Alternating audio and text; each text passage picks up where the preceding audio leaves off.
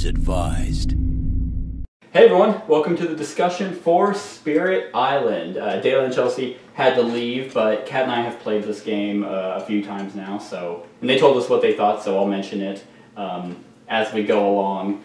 But, yeah, so Kat, what do you think? First of all, let's start off with things, once again, what the things we don't like about this game. Because for me, there are definitely way more things I like about it than I dislike. Yeah. Now I'll spin off of what Chelsea mentioned earlier while we were just talking off camera, was that it kind of feels, I don't think this is for every single individual person, but it kind of does feel a little bit stacked against you. The lower level you are, we have really good abilities, but it just seemed to get out of control really, really fast. Yeah. So I guess that's something. Their turn, you think. She said it, I think actually during the run-through as well, this feels like an uphill battle. It did, yeah. And yeah, I think it's supposed to be difficult. It is supposed to be difficult, and I've heard this game is brutal since it came out. I knew people who had it who were like, oh, well, we lost again, or we're going to try and tackle it again because it's very, very difficult to win. Not on top of it. And I think there's ways within the rulebook to actually make it easier.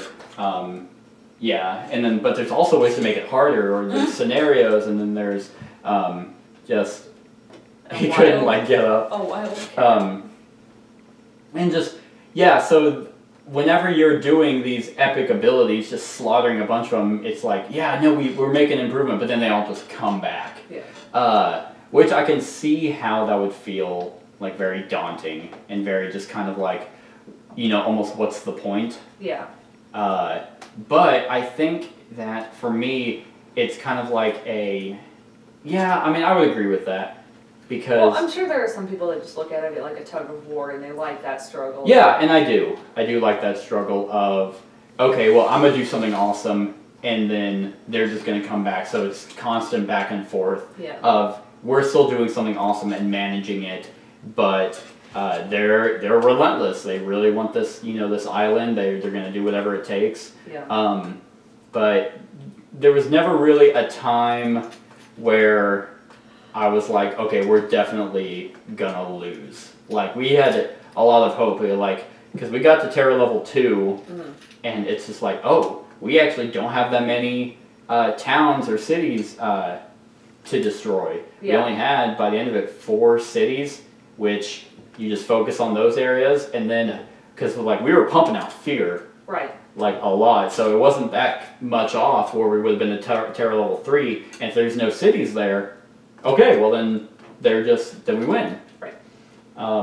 So that doesn't really bother me, but I can see how that would bother a lot of people. Right? Yeah, because there are just some people who just don't enjoy that. Right. There's no because Pandemic kind of has an ebb and flow where it's you get shit on, and then you manage it, and then so it's roller, and Rado and a lot of people describe it as a roller coaster. You're going up, and then it just goes down, then you have that climb again. Right. And this game does that as well, I think, where it's okay, there's really no one here. Then we figure out, oh, they're only going to ravage there. Yeah. Or build there. I can't remember if I said this about this game, but I think I remember saying at the beginning, when I got the general concept of learning the game, that it's 1 step forward, 2 steps back. Mm-hmm. Was my general thinking, and it kind of feels like that. I never was unhappy or mad at any point. Right. Right. But it definitely is. Yeah, it is a struggle. I think this game does very well with introducing the game. Chelsea and them mentioned that the board and everything is confusing, and I think initially it is, but in all reality, I think this was an easier game to grasp from teaching it. Yeah, I think you do need to play through it, because initially I remember just looking at the player board and just being like, what the... Yeah, what the fuck is all this? Yeah. And then, because we played it a while ago as an introductory game, and I was like, thank God we did not record that, because it would have been just so brutal. many questions. Yeah, and so, but the game does a really good job. It's hey, play with this, play with these, these spirits, play with the card that gives you your power stack, so you're not drawn randomly. Don't play with any of these variants, these scenarios, these special people. Just base game, and then once you're comfortable with the game, then add that stuff. Right. Which is good because I like when a game instructs you like that. It's not just like here's a shit ton of variants that you can play the game. It's like have fun. Yeah. It's like did you even make a game or did you just make a bunch of rules that it's like no, I want to play the game. So and I think Dalen's one complaint that he was actually going to comment on, which I actually agree. This is a big complaint I have is that this game looks pretty shitty. Like the board is boring as hell. The miniatures, and I understand that they're not, but you're using them a lot. Yeah. Like you're constantly putting them in, and the game actually came with this little tray, which I think is awesome. Yeah. But like, I mean, the cities and towns are okay quality. I really like their design on how you track their damage. Mm-hmm. Like you rotate them to track the damage that's on them. I think that's really cool. But other than that, like they're flimsy, like being like already bent and stuff, and they don't really stand up. That's pretty garbagey. But where there's artwork, it's really good artwork. Like the cards are awesome, and this is more of a card. This is it's a card-driven game. So I think that where they put all their money into the artwork, they lacked in other components. Because even these discs kind of feel very important. Yeah, because what really, you couldn't have actually made huts. Right. You made mushrooms. These discs feel light. The cards don't feel light, or cheap at least. Clearly, the cards were their pride and joy. Right. The board, and I'm sure they were trying to be. I think they're trying to be simplistic. Yes. Yeah. Just being like, hey, this is what it is, just so you don't have to be like, okay, so where is all the lands? You can immediately see green. And I guess that's good on one thing, but I mean, for a game as thematic and like, I'm not really sure why this is Blight. Like, it just looks like kind of like a gray soap. Yeah, so their miniatures were not their strong point. The fear tokens are kind of lame looking. But then again, like I said, it is for simplistic purposes that you can just look at and be like, oh, okay, this is a target, mountain. Oh, I immediately know where that's at. Mm-hmm. So it kind of makes the game flow pretty quickly. So, do you have any other complaints? No. Okay, so I really like this game. Yeah. Like, this is easily jumping definitely into the top 100. It would probably fall in well above maybe top 20s or 30s of all time. It's definitely making one of the games of the year for me because this game is just so unique and there's really nothing like it. Like, I think it's awesome that you're playing one of the spirits and each spirit plays completely differently. Oh, yeah. From the get-go. Like, not including the cards and the innate abilities and stuff, from the get-go of their growth, like which growth you pick, kind of determines how your spirit plays. Right. And then you look at your presence, which is, okay, how much energy and how many cards am I playing, which is also different and thematic towards them. Then you have your innate powers and special rules, which also make you different. And then you have your initial cards that you start with. Your, I think, 4 initial cards that you get. And then with the beginning spirits, you can also do that thematic power cards that you can draw. But, oh my god, this game is just so awesome. Like, I was enamored with it whenever we first played it. I was like, this is amazing. I like it, yeah. Like just that tug of war, which I personally like, but the flow of everyone's, spirits. Okay, well this is what you can do. Oh, like Chelsea and I, hey, make me fast, so you and I can just do a lot of damage. And I was clean up. Yeah, because there was like nothing over here, and Dalen was kind of protecting this area. Yeah. It sucked because I was trying to manage over here as well, but I couldn't. I needed help on that side. I couldn't, if there were more people over there, I think we actually could have had a chance. So you want to manage your presence really smart because, shit, I didn't even know you had a shit ton of presence out on the board. Maybe that's why. And Chelsea just had really good ways to kill them. So we all worked really, really well. It's just the one area that fucked us was that over there that I couldn't do enough by myself. Also because I couldn't, I was going to make that a sacred site, but I wanted to put over here to wipe that area. So if I had some help over there from anyone, it would have made it a lot easier to manage. And so just even the way that the game presents itself from the get-go on the back, where it tells you kind of your play style for each race, so you can hand someone and be like, well, like I don't understand the card, just oh, we'll just read the play style. It kind of tells you. That way you're not trying to play aggressively when really you should be playing offensively. Exactly. You mean defensively? Defensively. Yeah, like with your river, you're definitely support until later on, whenever you get some of your major or minor powers, to where you start becoming a little bit stronger, utilizing your innate abilities with other minor and major powers. And then because you are support, you are hey we're gonna flourish the land with more Daeon, which will inherently allow us to move them around and have them fight back. Theme is all over this game. Oh yeah. Like, I think that even within just the card names and stuff, you can just picture what's happening. Yeah, the card names are pretty spot on. Pretty descriptive. Because there was one time whenever we played, was where your ability, or your card was basically going to put like a water, or no, it was Devin's ability. Yeah, and he was wall him in. He was going to wall him in, and your water was going to rush in and kill them. And it's like, oh my god! That's pretty wicked when you think about spirits doing that. It's because we are the spirits, so we're just like, fuck these invaders. But like, I mean, these are actually just people. In any other game, we would be the invaders playing against spirits. And that's why I think I like this game so much, is because because it's the reverse. Kind of like Fate of the Elder Gods, where you're the cultists fighting against, or summoning instead of being the investigators. It's just new, it's innovative, and it's definitely not for everyone though, because I don't think it's as intuitive.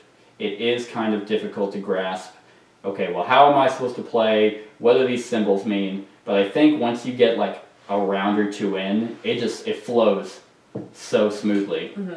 It's like, oh, okay, well, let's just go into the spirit phase. Okay, pick your growth, and then, okay, I got my energy, now pick your cards.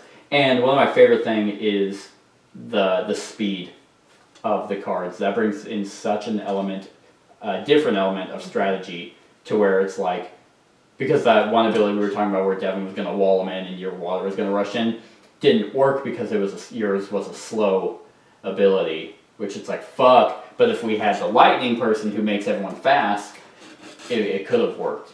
And so you just see how it's not, oh, I'm doing my own thing. It's a co-op game, but someone's, carrying the team. No, I never felt like we were all useful.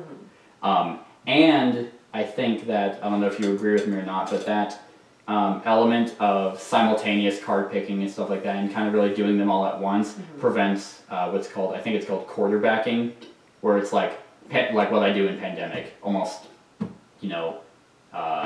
not on purpose, where it's just like I'm telling everyone what to do, because once you play Pandemic so many times, there's really only one way to do certain things.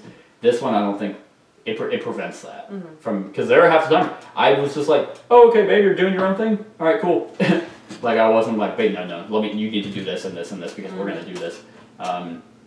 It brings in a lot of coordination and cooperation, more than a lot of games actually do. What do you think of the fear? Pretty cool. The cards are pretty wicked. I also really like the fear, because there's so many ways to get it that's also enriched in theme, to where that if you generate enough fear, it's actually not just trying to speed up the game, because hey, now your victory condition, they're so scared you don't have to kill all of them. Right. Now you just have to destroy their towns or cities. If you scare them enough, then it's just the cities. And if you even do that, if you go through all the fear, then you just win. And then the cards come back and help you, which is also grounded in theme, depending on the level of which those cards come in. And some of those are just, hey, remove people. And it's like, okay, sweet. And I think that that's awesome, but I think that the way that the fear pumps out, the more players, you're gonna... I feel like, actually, now that I think about it, that it's gonna keep the length of the game the same. Do you think? Because the number of fear tokens you have to do is dependent on the number of players. So you need, it's 4 per player, so in a 4-player game you have 16 tokens that you need to push in before you get a fear card. So there are, but so in a 2-player game you just need 8. Mm-hmm. Okay. And then I think that that's also balanced out with a number of blight, which we're playing with just the base blight, which is 5 blight tokens per player, so we had 20 there. There is a card that you can actually play, which is healthy. So you put blight tokens on that, and whenever that runs out, then you flip it over, and now it's blighted land, but the game's not over yet. So I think that will kind of make it feel not so, you know, uphill battle-y, because now you have another chance.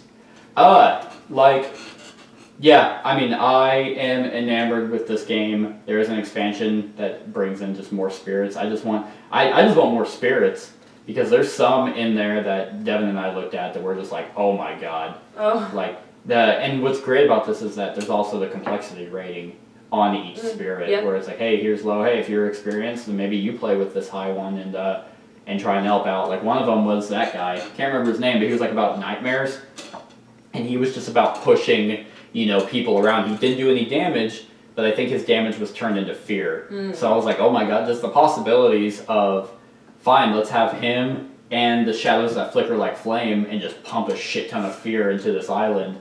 And I'm sure there's another, like it's basically an Ent spirit, the tree spirit, that also, you know, protects the land, and it's like, well, fuck, do 2 fear, then do 2 of them, but then you're probably not doing a lot of damage.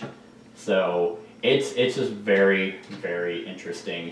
There's not actually a single mechanic in this game that I don't like. I was gonna say, I had trouble finding. Maybe it's not really a mechanic, but I think it's just, I really wish that instead of the 4 basic ones having their own power, you know, decks that you draw from, I wish everyone did, because I felt that kind of made it even more thematic. You had your specific power cards that you were getting that made you even better, instead of just, oh, hey, I drew this one, oh, I got, like, I'm the shadows that flicker like flame and I got tsunami. Yeah, right. It's like, well, that doesn't make a whole lot of sense. Because you want to use your abilities to their you want to feel like, that you're doing, I mean, it doesn't matter who's getting it.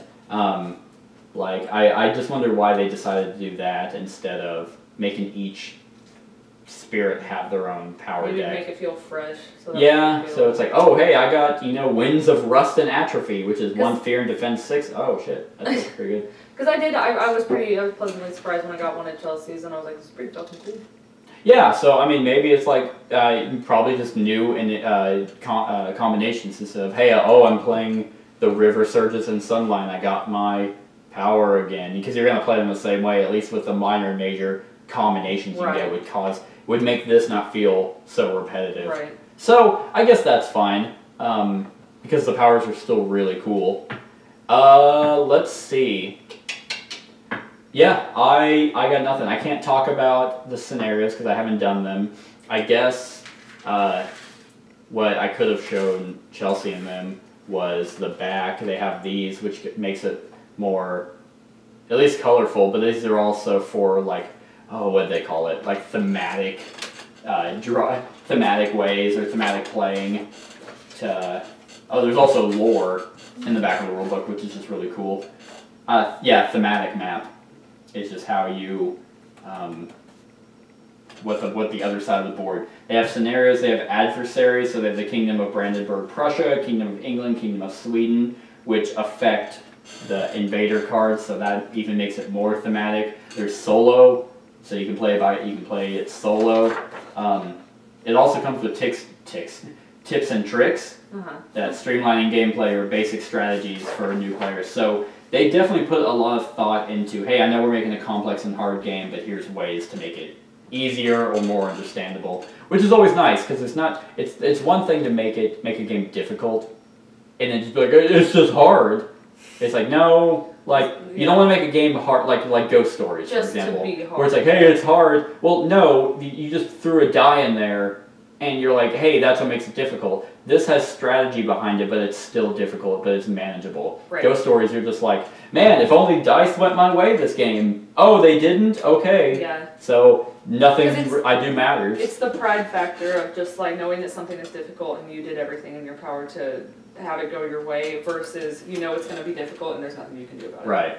Right, and I think this game, even though it's very difficult, I can look back and be like, well, there's probably more things that we could have done, areas of focus, like putting more presence over there that helped me where we got fucked the most, protecting more areas, just things that we could have done. So that's pretty much all I got on that. Scale of 1 to 10. I'll give it an 8.5. 8.5. Any particular reason? I really like it. You really like it? Yeah, but I don't like it so much. Like it's not like a really really good game to me, but I do like it. I like it. I like it. Yeah, I'm gonna give it a 9.5. And pretty much it would be a 10, but quality is very much lacking, and artwork besides cards is pretty shitty. Pretty much the board is just kind of, I wish it just looked better. None of it looks like it goes together. It looks like you pulled everything from a different game. Exactly. Yeah, so that's a good point. So I just wish, that would just make it even more captivating, just to be like, oh my god, this looks all amazing. So definitely 9.5. I very much like it. Still have yet to beat it, but I think that's okay. That's okay, because now it's a challenge. So that's it, everyone. That is our thoughts on Spirit Island. Let me know what you think in the comments below. Other than that, like, comment, share, and subscribe, and have a wonderful whatever time of day it is for you. Hey everyone, thank you for watching, and I really hope that you enjoyed the video. If you want to support us, you can go ahead and click that link to go to my Patreon account. If you have any suggestions, you can go ahead and click the link in the show notes below to go to my Board Game Geek list. Other than that, like, comment, share, and subscribe, and have a wonderful whatever time of day it is for you.